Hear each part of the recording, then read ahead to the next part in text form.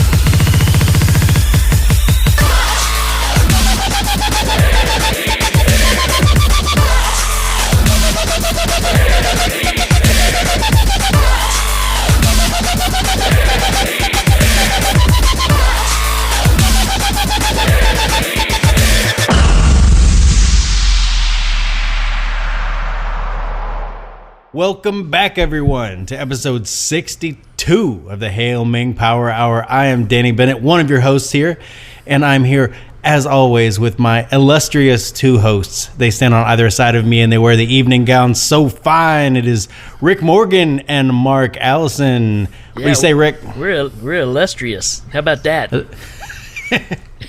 Wow, I've never been illustrious before. Oh, yes, you have. Oh, thank you.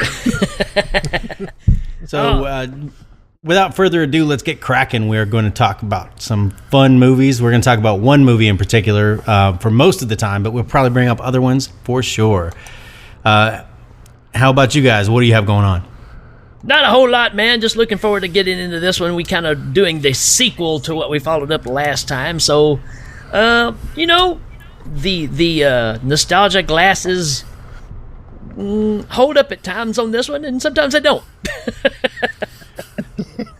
And if you don't know what we're talking about 1984's Conan the Destroyer, the follow-up to the great Conan the Barbarian. And this joker was on HBO non-stop. I mean, I remember being on like every day for a year. And for you that's following, I like to call it Conan the D. Yeah, how much is some Conan the D? I think that's a different movie nowadays. Yeah, probably so. So that might come up in the remake or no. So that would be like CD 2K4. Oh boy. To make it edgy. So yeah, 1984. I mean, a great year for movies, man. A lot of great stuff coming out. And I remember really enjoying this one. So it's going to be fun to talk about it.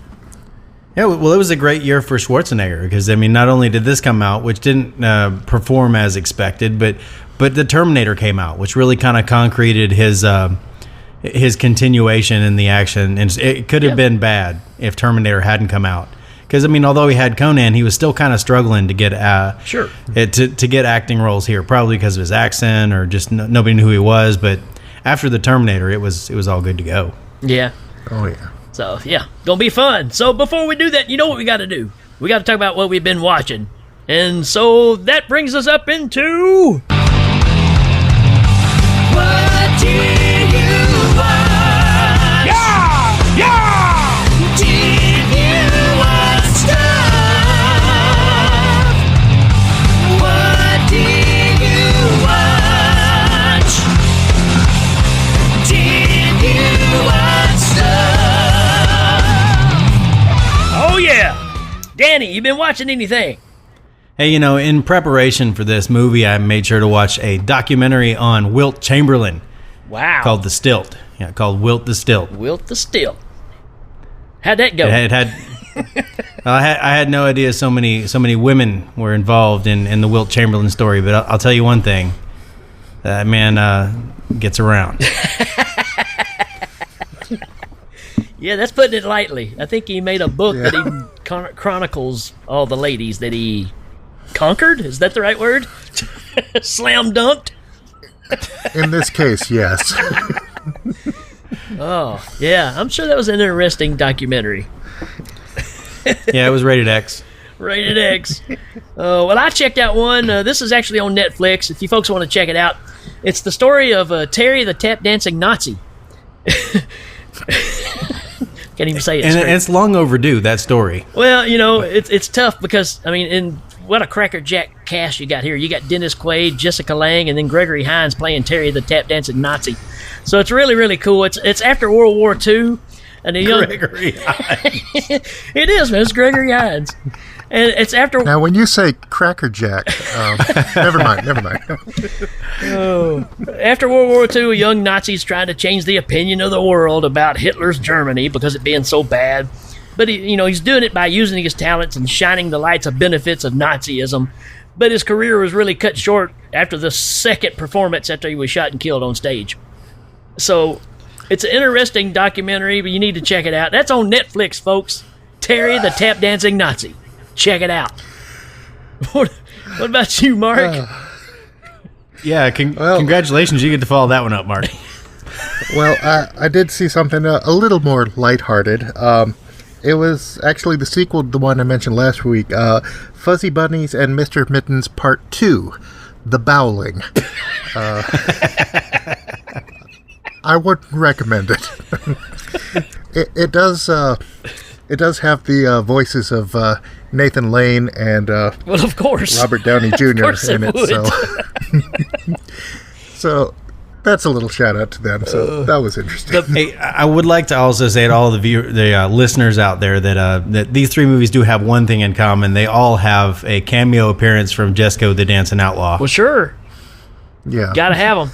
I mean, him and Whip Chamberlain were tight. Whip Chamberlain. Whoosh. Now, Hail Ming. now, when you say tight, never mind. Oh. Yeah, unless you got anything else, that's it for... What did you watch? Did you watch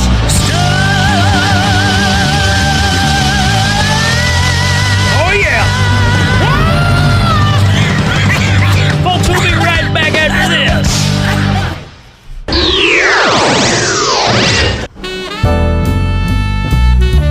The Hail Ming Power Hour is brought to you by Jim Kelly Karate. When you have to deal with a fool straight out of comic book. And loyal subjects of Mongo like you. Hail Ming!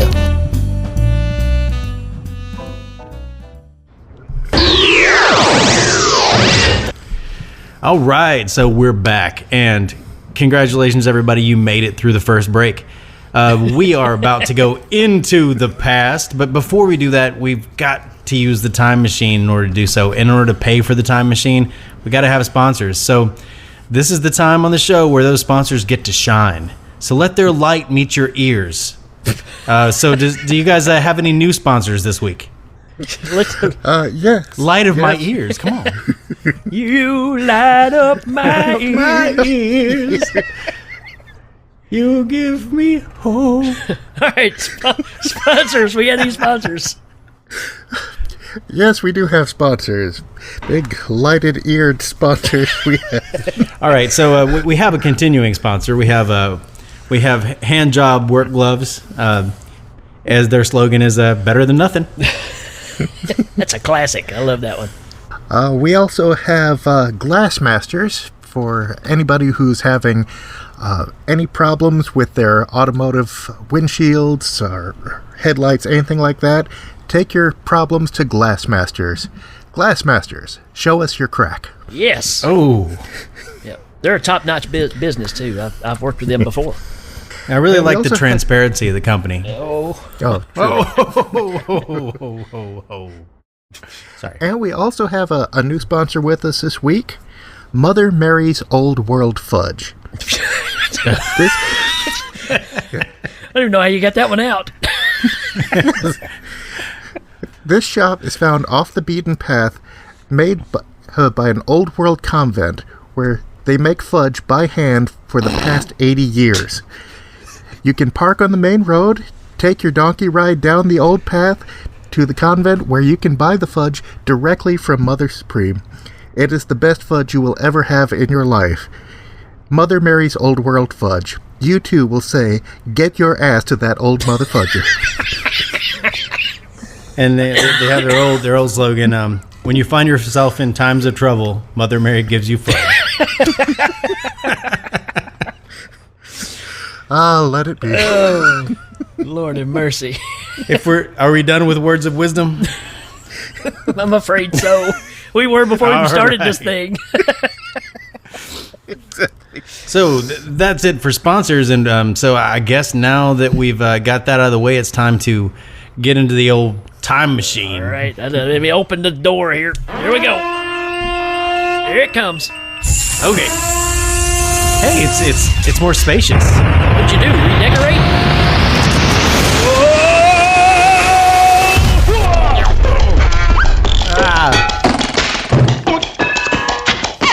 Time flies by so fast. Well, that's kind of the point. Yeah. Oh yeah. Hey, 1984. 1984. I half expected Orwell to be here. Well, I was expecting David Lee Roth, but hey, you take what you can get, right?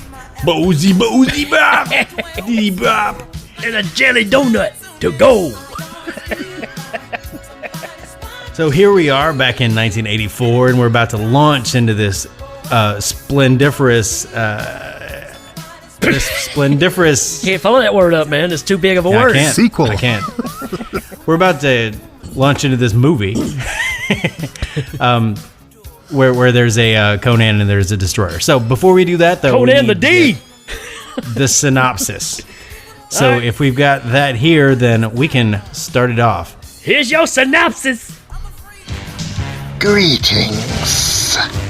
This is Cobra Commander, and we are here to tell you the story of Conan the Destroyer. See Conan's origin story as he is captured as a child and forced to become a gladiator, where eventually he fights a giant snake, Cobra! No, my dear Cobra Commander. That is Conan the Barbarian.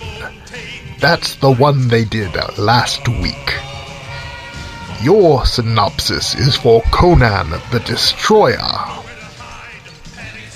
So, they don't fight a giant snake? Not unless you count Wilt Chamberlain. Ha ha ha ha ha. Well, that sucks. Oh, Destro, always ruining everything. Although he's got a silky voice, man. If you close your eyes, doesn't sound anything like him.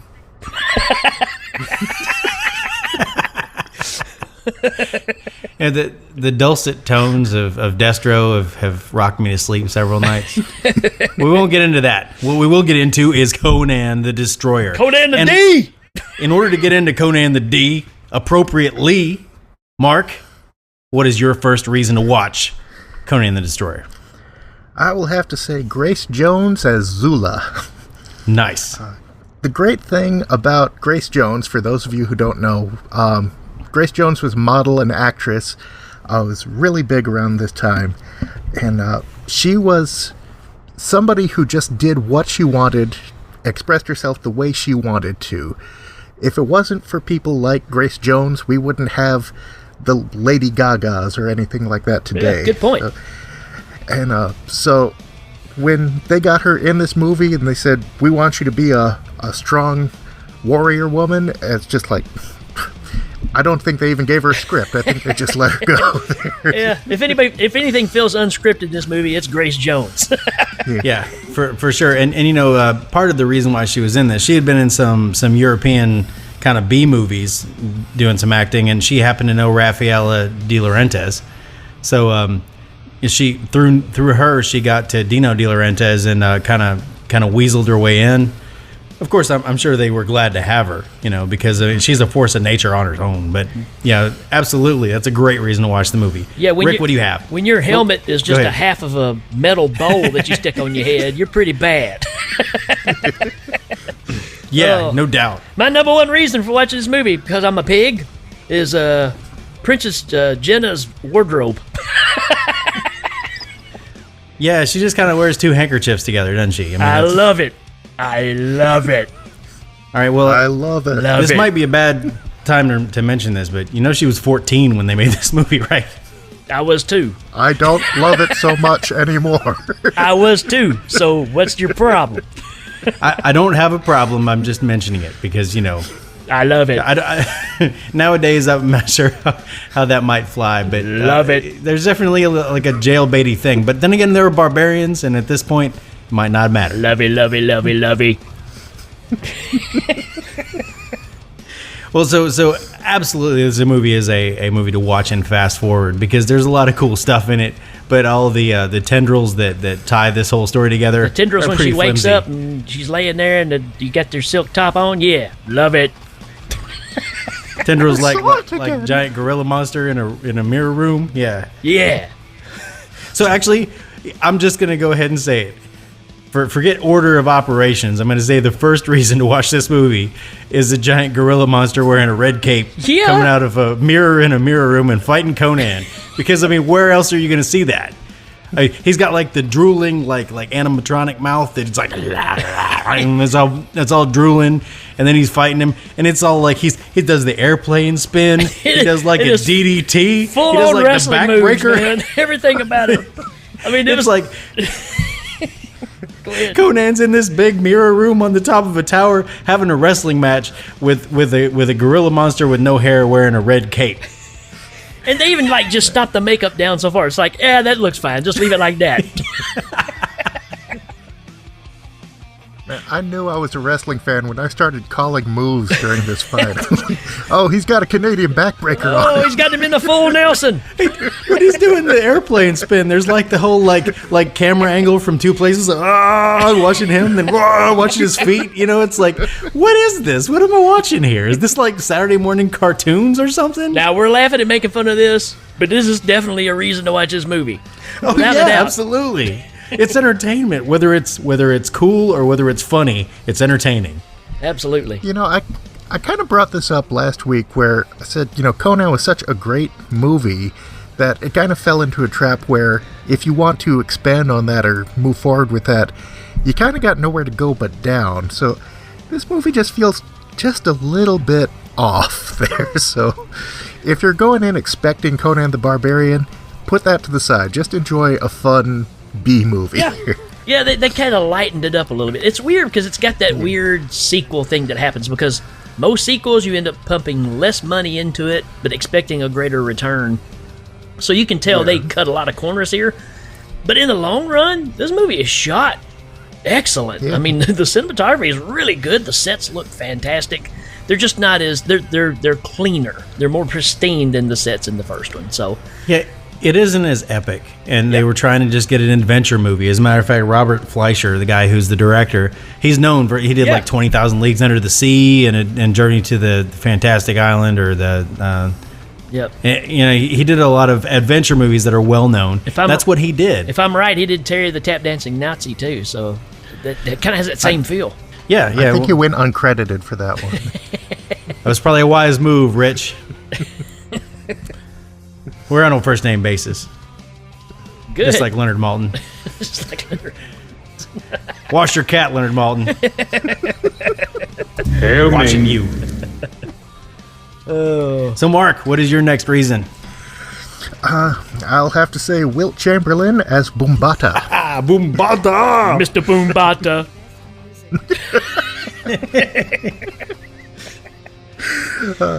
No, he is a force to be reckoned with in this movie. I mean, comes in the black fur and leather and 7 feet tall, wielding that beautiful spiked mace with the hook on it. And Yeah. he's choke slamming people and kicking them in the face from halfway across the room. Hey, straight up like Darth Vader, some guy. Yeah. He doesn't say much, which is good because he wasn't an actor, so but his presence is just definitely felt. And Well, he's wearing like a 9-foot long wig too, man. Yeah, I mean, man. like, yeah. That's some dreads for you right there. In fact, two of my favorite fight scenes in the movie are with Bumbata, where he fights Arnold Schwarzenegger, of course, and also when he fights Grace Jones. Just the juxtaposition of their height made that fight so interesting. Yeah. She's like crawling on top of him and headbutting him and stuff. And he's just trying to like get her off of him. It's like a spider monkey fighting a bear.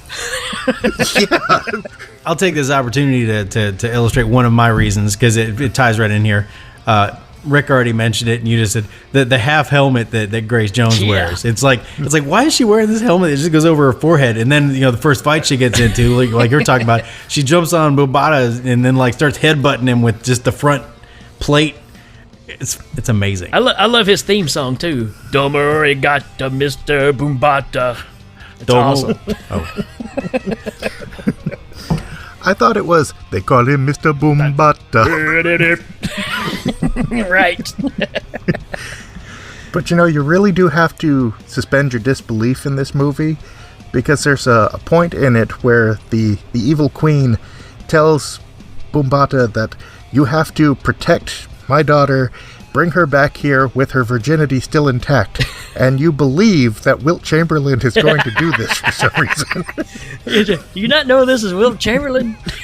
I think it might have been an inside joke of the producers. I got the same thing here. It's like, Wilt Chamberlain, protect her virginity. Rick, what's your next reason? My next reason is one you're probably not going to really know till I start explaining it, but it's Giannetti De Rossi. Who Giannetti De Rossi is the effects guy for all the old Fulci flicks. He did a lot of the effects for this movie. If anybody is a horror fan, I mean, this guy did High Tension. He's done a lot of stuff that's very, very gory. So this is tying in, I guess, coming from all the Italian flicks and jumping over to this. It was just cool to see his name on there, and I know that anytime he's doing some work, it's going to be some top-notch stuff. So that was just a shock to me, man. I love his work. Well, he wasn't the guy that developed the Dreaming God, which, by the way, is one of my reasons not to watch the movie. But that was the guy who designed E.T., I think. Yep. I think I read somewhere that the guy who designed E.T. also designed Daemoon, the Dreaming God. Yeah. Who looks kind of like a chud. Yeah, with some webbed feet. And he's got that horn sticking in his head, because that's kind of the point. No pun intended there, but he's got this big jeweled horn, and then he looks like a big piece of crap. I wasn't into that gigantic monster until I found out it was played by Andre the Giant, and I was like, you know what? That's cool. What? Yeah, Andre the Giant. Yeah, there's a picture of Andre and Wilt Chamberlain and Arnold Schwarzenegger all standing together, and of course Arnold just looks like a dwarf between them. And it's on the set of this movie, so there you go. Well, I did not know that. See, that's the thing about you, too. You always bring things to the forefront that I know, and I'll immediately forget. And what's funny is that monster's voice that's Andre's voice, so they didn't really change that. That's just the way he sounded. Oh, that explains why he said, anybody want a peanut? Right. And that explains why those magical antelopes all came in. Magical antelopes. To help him out. Magical antelopes. Oh. Okay, so I guess it's me. Well, you mentioned Zula first off. The two things about her I want to point out is the headbutting helmet. And the scene, this is a reason to watch, where Zula is introduced, because she's in town square. She's a thief with a bunch of bandits that came in. They captured him and killed him, except for her. They got her tethered to this stake, and the people are just prodding her, and they're going to kill her after they've had their fun, right? Well, doesn't set well with the princess, and she says, well, do something. And Babata's like, thieves should be killed. And then Conan's like, well, I'm kind of a thief. I'll help her out. He whizzes over there, and he cuts off the tether that's keeping her onto the stake, because she doesn't have a bladed weapon, or she would do it herself.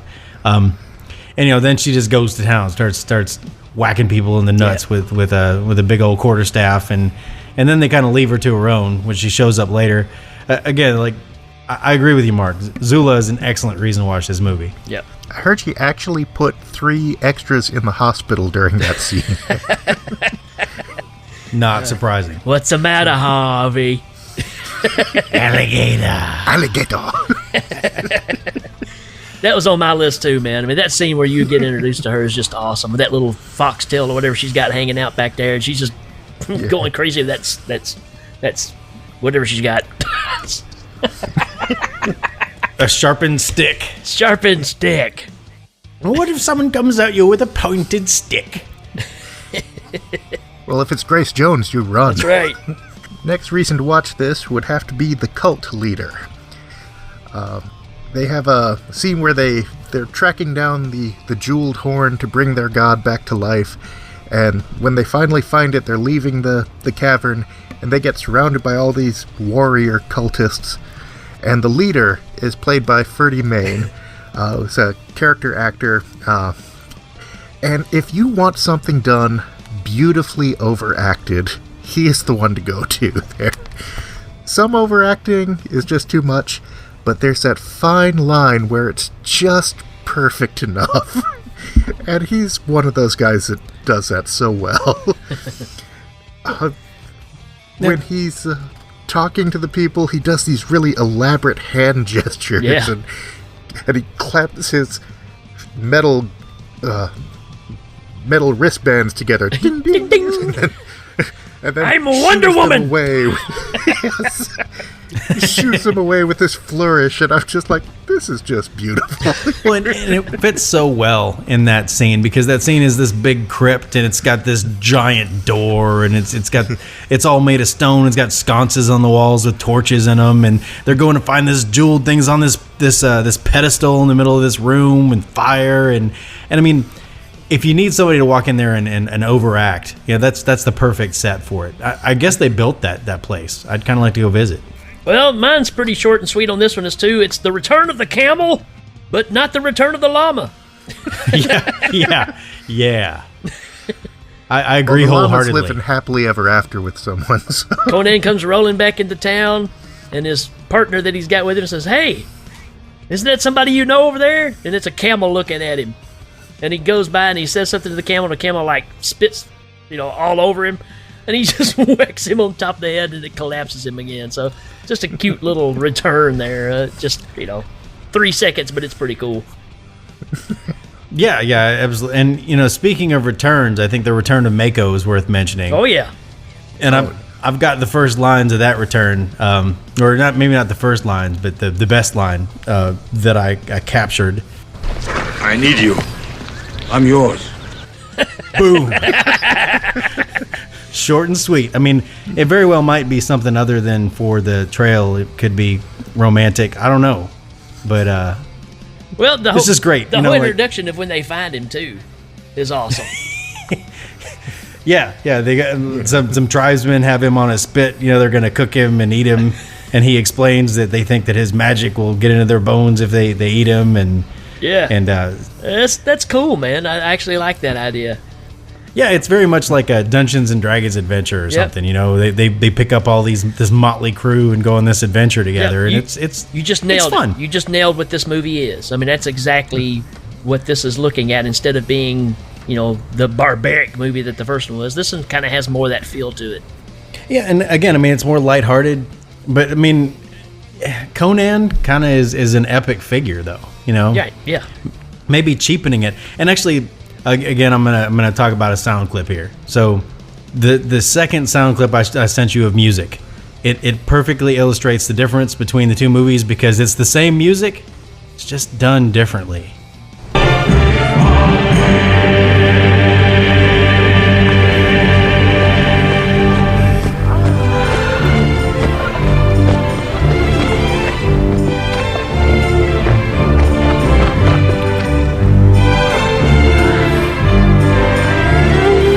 Now, there is an orgy going on in this scene, so sorry, kids.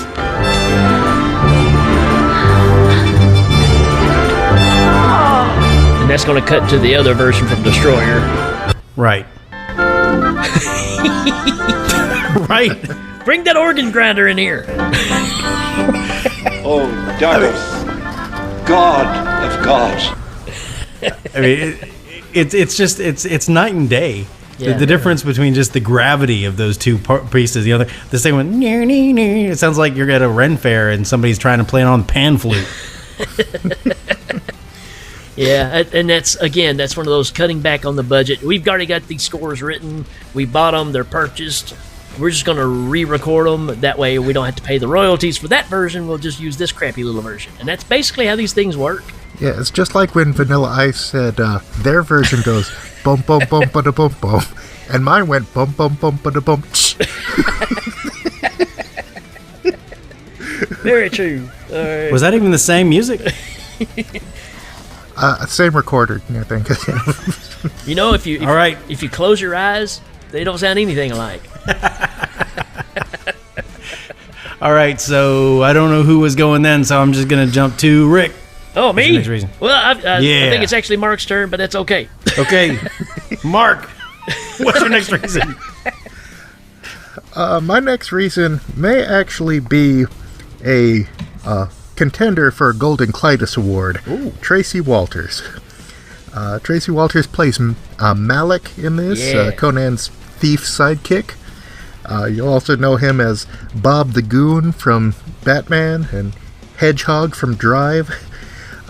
He's just one of those real fun character actors that pops up a lot, and he's got some of the more fun moments in this movie. I've got a sound clip where he's trying to hit on Grace Jones by tending to her wounds. Let's go ahead and play that one. Wait. This is much better. Akiro's own magic mixture. Let me help you. What do you think you're doing? Covering your wound.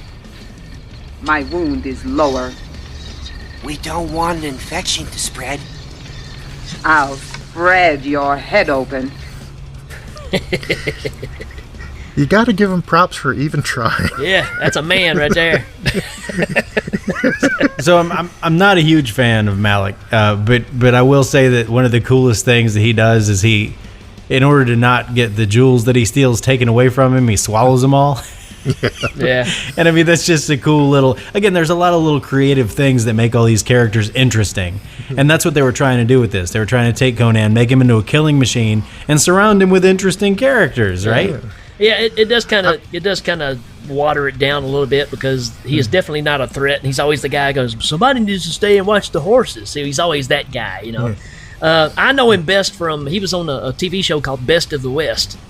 And he was, I think his name was Frog on there. So he's just one of those characters you've seen in so much stuff. You just kind of grew up with him. So he kind of hurts the movie, but at the same time, I enjoy seeing him and stuff. So Yeah, I don't hate him. I don't hate him. I mean, he kind of epitomizes yet again the difference between the first one being kind of an epic tale of legend, and this one being more like an effervescent, traipse into the woods. Yeah, I was just gonna say, I've got another sound clip of the interaction between the characters where they're trying to break into the castle, and Malik knew a back way into the castle, but didn't realize they had put up bars over that entrance.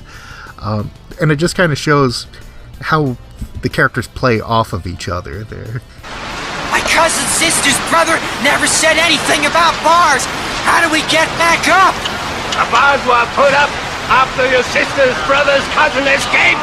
Cousin's sister's brother? How many times do I have to tell you that? You said your sister's brother's cousin. I ought to know. Brother, sister's cousin it is! What difference does it make? Yeah, that's almost like a Guardians of the Galaxy kind of thing going on there. Yeah. Yeah. We're pointing the finger at you, Guardians of the Galaxy. You're ripping off Conan the D. Conan the D. All right, so Rick, what's your next reason? Yeah, we've already kind of talked about some of these, but I got to talk about them again just because I've got them on my notes. Like I said, the creature at the end of Andre the Giant, I've got half the creature. Because half the time it looks pretty cool, the other half it looks pretty crappy. So if there's a way to edit it down and just get the parts that look pretty cool, then we got a cool monster in this thing, man. And that's the weird thing about it. You look at it, it's like, that could be cool. But then they show that other angle of it, and you're like, that looks like Dookie on the street.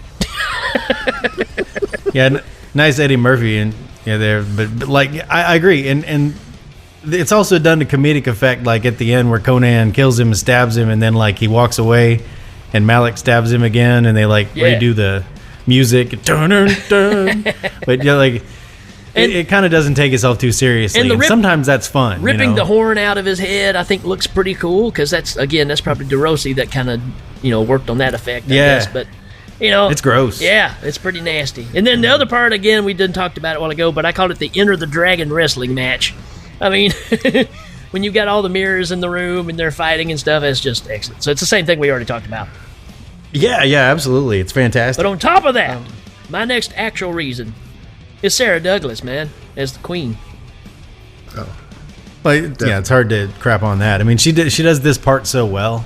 She the villainess that knows more than she's letting on, and she kind of gives everybody the downward stare. Yeah. I mean, she's always great for that. There are 2 or 3 English actresses that show up in parts like this. And I like when she goes, Superman. Superman. That's where I've seen her before. Yeah. I knew I'd seen her in several things, and she always plays that same kind of effete British villain that you love to hate, And what about that dress she's wearing in that last scene where it's just like a bird has been glued to her body? It's like they've got a flat like raven bird emblem that they've just glued across her chest. Yeah, that's weird stuff, man. I mean, I'm not even sure if I like it. The outfits in this movie are pretty spectacular, man. Yeah. Just like the sets, they had no. I mean, you say that the budget was less, but I mean, it doesn't really show it on the effects. The sets look really, really good. I don't know, man. It's such a hard toss up because some things are definitely cheaper, but a lot of it looks a lot more top notch. So it's just a weird combination, and that could just be difference in production and directors and all that stuff. So, well, and you say some things look crappier, but the first thing I always remember is the damn rubber gorilla monster thing. Yeah. And it was one of the worst looking things there, but I remember it because it's just so odd. Yeah, it's very odd. The fact that he's just, I mean, you can tell it's just a wrestler and they just put a mask on his head and tried to blend it into his body and just, that looks good. Go with it. Here, put on this cape. The cape. Okay, so my next reason is bug-eyed kill shots, man. Like the action director made this choice to have these big fight sequences, which there are tons of fight sequences, people just hacking and slashing, and they end a lot of them with somebody getting stabbed, but it'll be like off the screen. Camera's right in front of me, like, and then the thing goes past it, and stabs somebody, and they pull it back bloody. It's kind of fun. That's the effect of trying to water it down so it won't, so they can get a bigger audience with younger viewers and stuff, and it not be as graphic. And because it was PG, right. So that's kind of that thing there. But yeah, I mean, it's like I can replay 10 of them in my mind just right off the top of that scene of where they're stabbing somebody right off screen, Well, and Joe Bob Briggs said in his show about it, he said, Conan the Destroyer versus Conan the Barbarian is less sex, more pecs. Oh, that's good. I think that just kind of leads to the overall feel of this movie is that Conan's not meant to be PG. True. So I understand wanting to get a broader audience, but maybe bump it up just a little bit. Right. Yeah, I don't think anybody would call Conan a fun romp, but I definitely could call that. I could call this movie that. Yeah. All right. So I got bug-eyed kill shots. Mark, what's your next reason? I'm not going to say Jenna is a reason to watch the movie. Love it. But there's... I know Rick would. There are Jenna moments that I feel are reasons to watch the movie. When she's having a nightmare, that's my favorite. Well, for example, like at the end of the movie, when she's appointing the positions to each of the members of the party, and she calls them all up to her and says, "Zula, come on up," and Grace Jones walks up and she says, "I want you to be captain of the guards." And then she says, "You," and points at Malik, and he comes up. And then she says, "Will the world's greatest wizard come forward?" And I was like, you didn't bother to learn any of their names. You've been on this huge adventure. They've saved your life. You know Zula because she's the only other girl there, and you know Conan because you want him, but the others, you didn't even bother to learn their names. And that's what makes her less Princess Leia and more Wizard of Oz in that scene. Like, yeah, here you go. Here's a diploma. It's out of my bag. It doesn't mean anything. And you get a brain, Scarecrow. I've also got a sound clip from a little scene where she's asking Grace Jones for advice on how to get men, which I thought was just a brilliant little scene. How do you attract a man? What I mean is, suppose you set your heart on somebody. What would you do to get him? Grab him! And take him! You grab him and take him. Take him! Like that! Like that! You know, the dialogue in this movie is nothing short of stellar. And by that I mean it's short of stellar. Like way short. It's nothing, comma, short of stellar. Oh man, I just happened on my notes where I put Wizard Gorilla Body Slam, Wizard Gorilla Airplane Spin.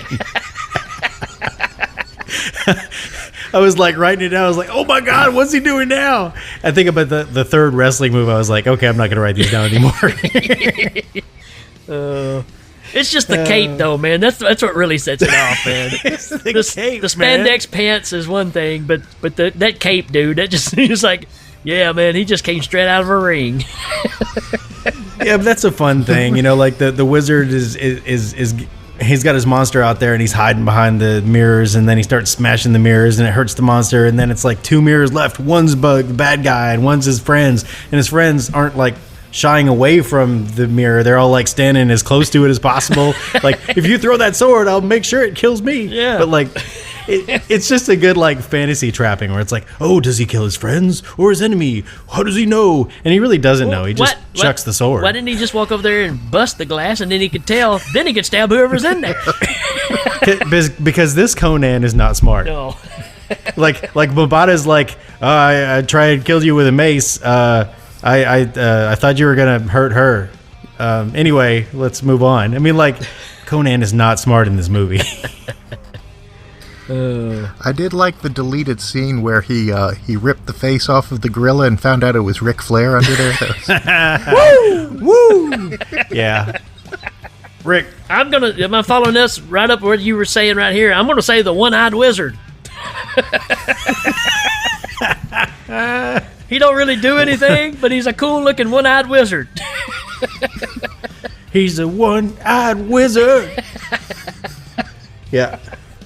I'll give it. Yeah. He's well, and like he's got that low pan moment where he puts the princess in that room and he's all floating around. Speaking of low pan, and you guys may have them on your notes, but come on, man, the wizard battle when they're trying to keep that door shut. Yeah. Come on, man. That should be number 2 of reasons of why you watch it, because the first one's gonna be Chick's wardrobe. I gotta. No, I mean absolutely. Like the two wizards fighting to keep that door closed or whatever. It's something I remember from watching this as a kid. Heck yeah! But it is gonna segue into like I got a sound clip of Mako doing his tuning like throat thing. Yeah, I think I've got it as like Mako throat. If you just play that real quick, I got one thing to say about it. How do we get in? Is there another entrance?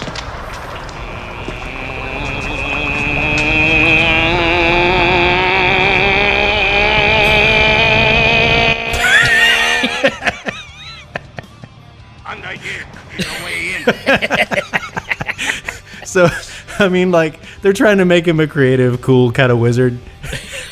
But that's really dumb. Hey, just make a motorcycle It gets sound. really old really fast. What do you want me to do here, director? Just make a motorcycle sound. Yeah. And he's pointing his fingers like he's divining, you know, like, it's just like, but he does that. If he had done it once or twice like he did in the first movie, it would be okay. But he does it a lot. No, interesting little side note. Both Mako's character and Conan's love, Valeria, were actually named in this movie. They weren't actually called by name in Conan the Barbarian. Valeria is named several times in the first movie. No, I didn't hear her name mentioned once. There was a scene cut where she mentioned her name, but they cut that out of the film for timing. So I don't think they actually mentioned her name in Conan the Barbarian. Her name is mentioned in Conan. Sumatai and Valeria are both named. Mako isn't. Yeah. He's named in this one, but Valeria has a name in the first one, for sure. Oh, okay, well, I'm wrong then. Sorry. No, that's fine. That's fine. I mean, like, I just watched it. So, like, no. I mean, if I go, I'll tell you what. I'll go back and I'll make sure. I mean, I'm fairly certain, but like, if I'm wrong, I will eat crow. I will eat the crow off of Chick's chest in that last scene. It'll be like, like, oh, this is full of glue. It's gross. All right. I got a feeling you'd do that anyway. It's very possible. If I'm wrong, I'll eat that vulture that lands on Conan out in the tree of woe. Oh, no. Okay. So, my next reason, and I'm sure you both will agree. And is it my turn? Sure. Yeah, it's my turn. Okay. So, my next reason, I'm sure we'll all agree, is drunk Conan is best Conan. Yes. There's that scene where Conan is drunk, and that whole scene, I'm not going to call it gold, but for the comedy they're trying to get in this movie, it really works. Best in the movie. Okay, I'm going to go in an opposite direction on that one. That's part of the forced humor that I really didn't care for, so just my opinion. Yeah, I feel like the jokes that they're throwing in there like kind of don't work, but at least this sequence is consistent. You know, like he's over there drunk and she's like, "Hey, would you like another cane?" He's like, "No." And then, you know, maybe it goes on a little long, and maybe it's just the fact that Conan doesn't have very many lines other than this sequence. You know, they tried to keep his words down to a minimum of about 3 per scene, and you know, at least he gets a chance to like do something in this one. Yeah, and what he gets to do is say, "Not on your knife." I mean, not on your life. I'm drunk. True. Ironically. Also, interesting side note, that wasn't scripted. He just showed up on set like that. Well, you know, and like I said, he wasn't quite made it then, but even though he hadn't made it as an actor, he was already a millionaire. That's true. Yeah, so, you know, he's like, you know what, if I mess this up, then I'll just buy the studio. Or, you know, like he bought the Mr. Universe pageant. It's like, I'm going to win again because I own this. That's right. But yeah, I like the drunk Conan sequence. I thought it was funny. Yeah. I like when he got her to like hold the sword over his head, right, and he hit Malik, and he's like, "Ow!" He's like, "Okay, you're done. Good job. Now you can kill anybody." I thought that was funny. I don't fight with a toothpick. It kind of reminded me of the campfire scene. It kind of reminded me a lot of Temple of Doom, where Willie Scott's running around, like she gets that bat off the thing, and then the snake comes over. Yeah. And it's just zaniness that I kind of enjoyed. Yeah. But that's okay. We can differ. Well, a lot of these movies kind of had that element. Like you said, this is that time frame where that was kind of the thing you did. Just made it a little more lighthearted. Yeah. Because how do you make kids like Conan? Make him drunk, because that's a good role model. Well, I mean, other than that, he's just killing stuff. Right. Like he doesn't even get to, like I said, more pecs, less sex. Didn't even get any of that. Mark, what is your next reason? I don't think I have any more. That's appropriate. Yeah, I'm good. All right, let me lay this one on you. Smoke Dragon. Yeah. Yeah. It's not that great, but it's a great idea. No, I think that whole wizard tower sequence in the middle of it is a lot of fun. Like both the little mini adventures they go on. It's kind of weird because you feel like this should be the end of the movie. It's like when they get there, it's like, okay, it's going to end with them killing the wizard. Oh no, we're only 45 minutes into this movie. And like, didn't she like hire Conan to go take her to get the jewel? Yeah. And then like they're like, okay, got the jewel. Oh, and you got to get this horn. Did she mention the horn? Like I thought it was just go get the jewel.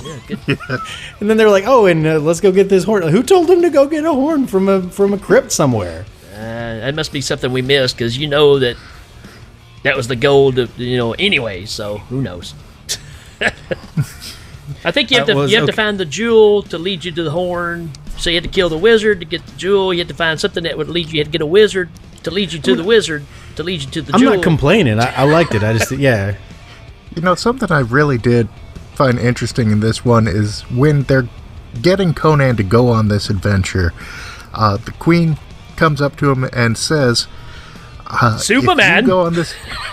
Yes, exactly. Which I don't know why she didn't just fly there and get it herself, but... But she says, Conan, if you go and do this, I'll bring your dead girlfriend back to life. And he's like, okay. And I thought, maybe you want to put a little more questioning into this, but... Just an observation. Yeah, it's because of the magic. You know, he's like, oh, magic amazes me. Because it did bring him back to life. Yep. But but she's not trustworthy, for sure. Well, and you said it earlier, Conan is not smart in this movie, so he's willing to fall for anything. So, okay, I've got one more snippet of music that I just want to throw in here because, like, I was listening to it, I was like, it's like they changed a timpani drum for an oboe. If you could play, like, I'm sure that just... Yeah. Again, it's the difference between Conan the Barbarian and Conan the Destroyer right here.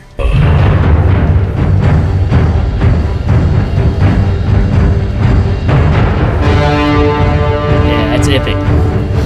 Yeah.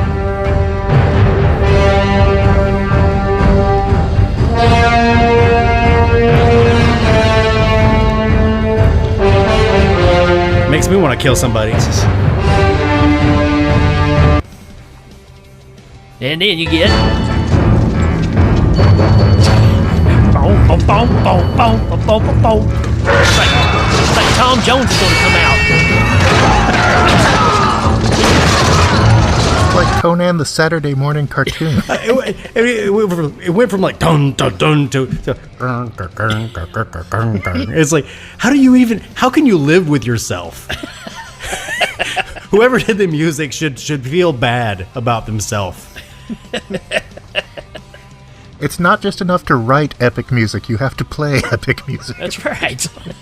Okay, I've got two more reasons and then I can be done, unless anybody else has got more. Nope. My two reasons are Zula throws a javelin like it's on a rail. In that one scene, she throws it, and it's like, it's like it's going down a zip line right into some dude's chest. That's a reason to watch this movie. You should stop and watch that and then rewatch it. And the second is the dreaming god becomes a rubber walrus man. Yeah.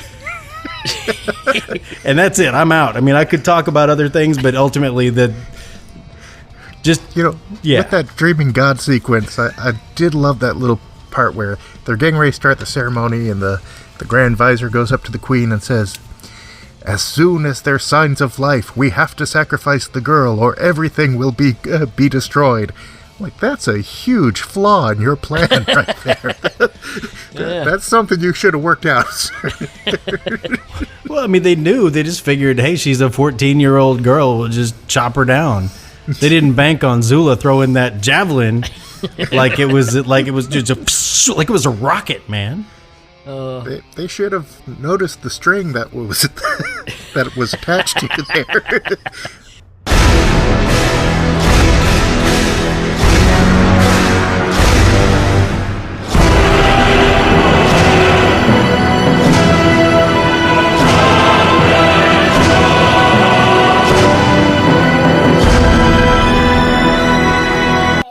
Epic movie moment.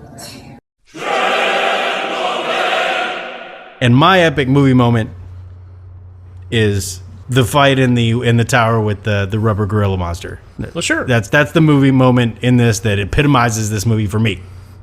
Right. That really has to be the epic movie moment there, because that's the one you always remember when you think of Conan the Destroyer. I think so. Yeah. I don't know, man. I think the best part is when Conan gets in that Trans Am and he jumps over that bridge, and then that monster jumps in the sheriff's car and chases after him. He's like, I'm gonna show you a trick, and he's going, oh. He's like, I'm gonna get you, you scum bum. All right, and that has been epic movie moment. Now, remake or no? So that's the idea, Chief.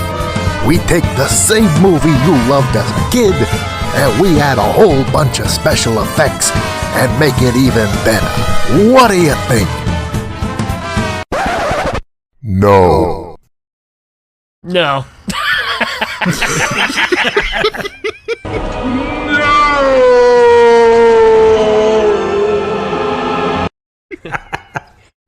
I mean, one vote for no. Mark, what do you say? I'm kind of torn, because there is room for improvement on this one, but, I don't know! I'm not certain. I liked what the remake they did of Conan the Barbarian, so it might be interesting to see what they would do with Conan the Destroyer. As long as they keep it, not so goofy. Keep it PG. Yeah. I think that's the endearing factor to this movie, though. If you tried to make it more serious, then you'd just be trying to remake Conan, which you've already established can't be done. Right. I mean, and I agree with you, Mark. I've watched some of. I haven't watched the whole thing of the new Conan, but I like the look of it. That being said, I don't think I could stop watching Conan if it comes on. That music draws you in, and we just talked about how awesome it is. I think you could remake Conan the Destroyer, and it would probably be fun with new special effects and stuff.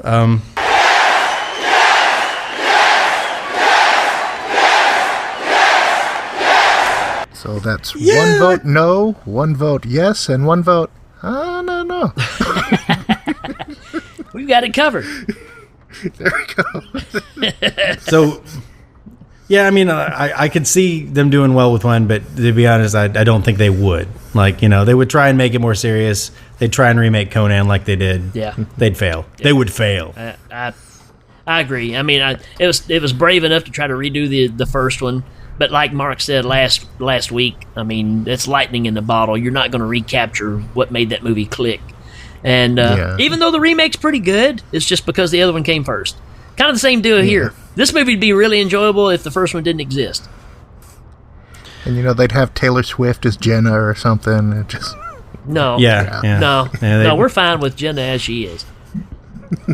Matter of fact, bring her back in the remake. Rating time. Rating time. That's right, it's rating time. Sorry, I was going to come back after the break with it because I realized I didn't do a break after the movie. But well, we can do that. That was me. Whatever you want to do. That's all my fault. No, it's rating time. And I'm going to give this movie, I'm going to give it one stunning gown made out of a flat raven across somebody's chest. Yeah. I'll give it 10 half-plastic helmets that shouldn't exist in this time frame. I'm going to give it 24,000 one-eyed wizards. If they had two eyes, it would be more, wouldn't it? Yeah, it would. But it's not. What does Brian Blessed think of this? Oh! We almost forgot Brian Blessed. How about that? Brian Blessed, what do you think of Conan the Destroyer? Shut up! Will you shut up? Well, okay then. He's upset because we almost forgot him. He's. We could also give it. We could also give it like 20,000 women of Wilt the Stilt. Wilt the Stilt. All right, folks, we'll be right back. What's the matter? CIA got you pushing too many pencils? Then you need to relax. There's no better way than with music. You can now hear Arnold Schwarzenegger sing. In my new album, Arnold Schwarzenegger Sing. You can hear all my greatest hits, like Take out the papers and the trash, or you don't get no spending cash. If you don't scrap the kitchen floor, you ain't gonna rock and roll no more. Yakety yak. Don't talk back. So don't be a girly man. Order my new album now. Come on, Bennett. Let's party. You can get 15 songs on 30 CDs for only 12 easy payments of $98.99. All major credit cards accepted. Order now. And if you do not listen, then to hell with you. We're here with none other than world-renowned action director Leon DePesto. His methods are known to be unorthodox, but let's see if we can pick his brain and learn some tricks. Mr. DePesto, Yeah, who's asking? Danny Bennett, Hail Ming Power Hour? Okay, what do you want? I'm a busy guy. Word has it you're doing some innovative action tricks for Conan the Destroyer. Care to comment? I noticed you have a long line of cameramen. All part of the plan, Dan. I would prefer you didn't call me that. Whatever. Check this out. Camera guy. Film Grace. Action. God, she stabbed that poor guy. Yeah, that's why he gets hazard pay. Hey, other camera guy. Film Arnie. Action. Now that's authentic. Well, I'm out of here. Till next time, minions. Hey, you ever operate a camera? Ah!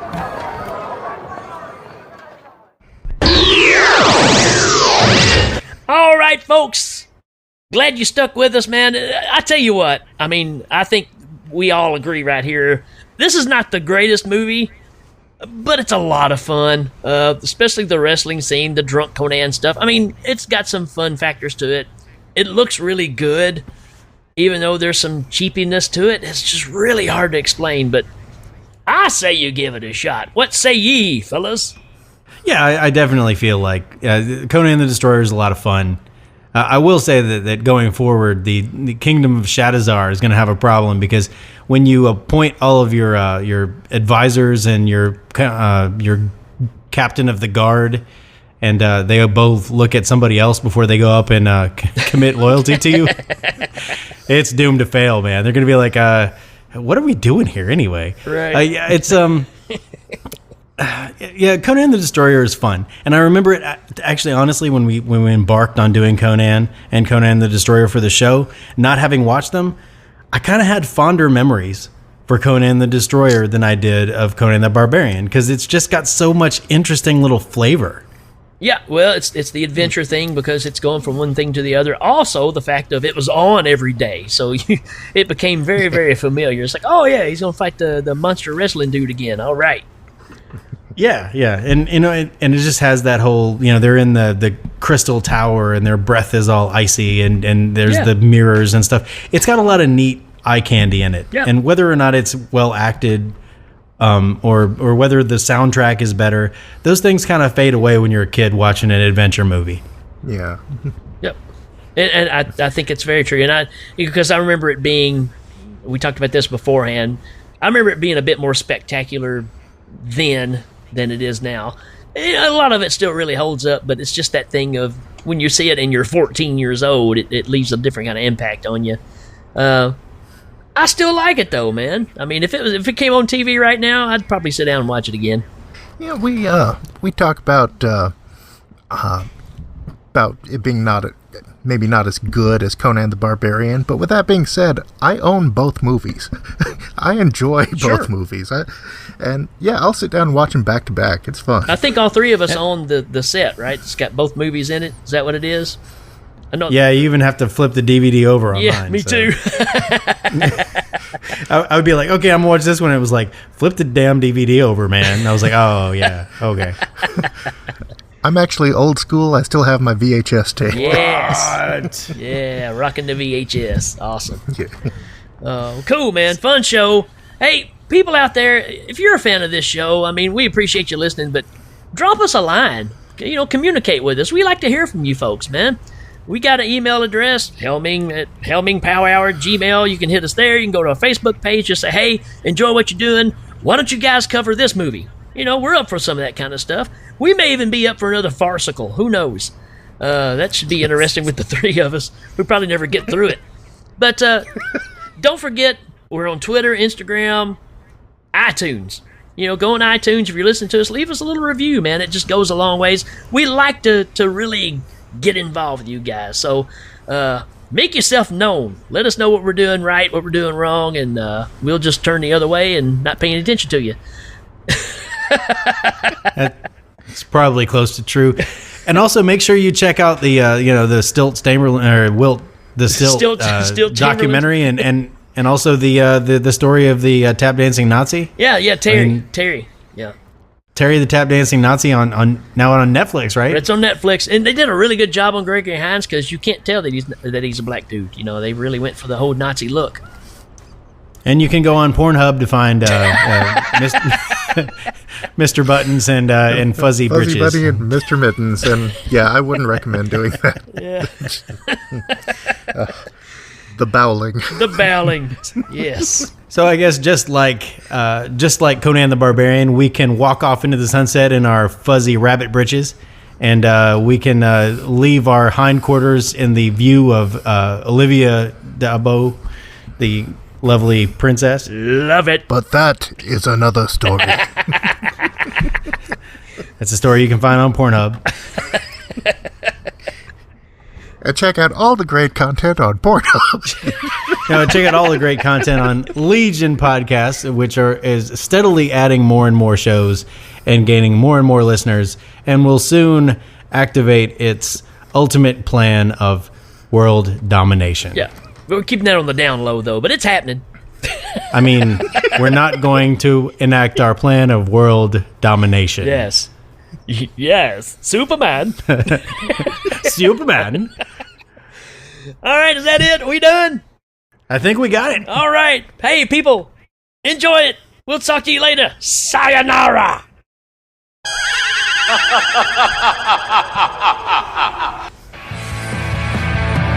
Well, that was quite the ride.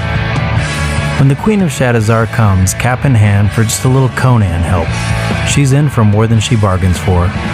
Even with her trusted henchman, Bombada, given specific instructions to take out the big guy, it isn't enough to keep a good barbarian down. Who puts Wilt Chamberlain in charge of the virgin sacrifice anyway? Securing a new, non-evil queen for Shadowzar, Conan rides off with another adventure under his fuzzy belt. Just like we three ride away now, wishing our devoted fans the best. Keep your heads high, minions, and we'll catch you on the flip side.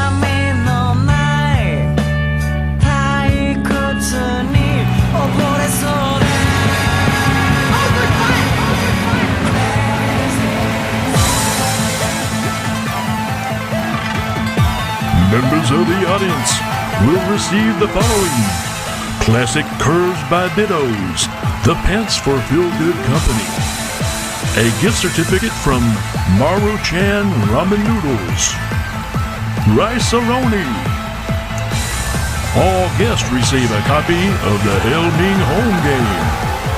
Thanks to the creative minds and special appearances of Mark Allison, Jeremy Finch, and Jacob Kennedy.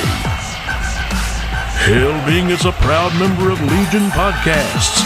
Check out all the great shows at legionpodcast.com. Hail Ming is available on iTunes, Stitcher, Google Play, and Legion Podcast. This is Dan Pardo saying good night.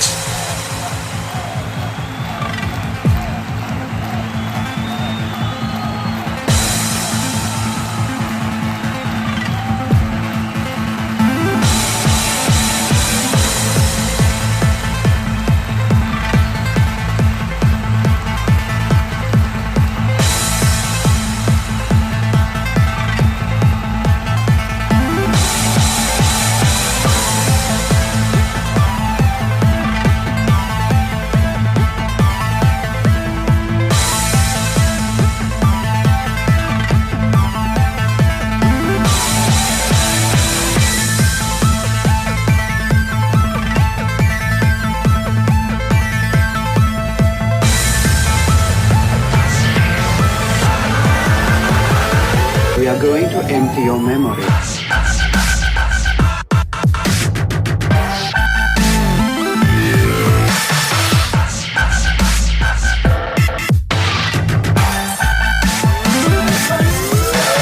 Demon of the Black.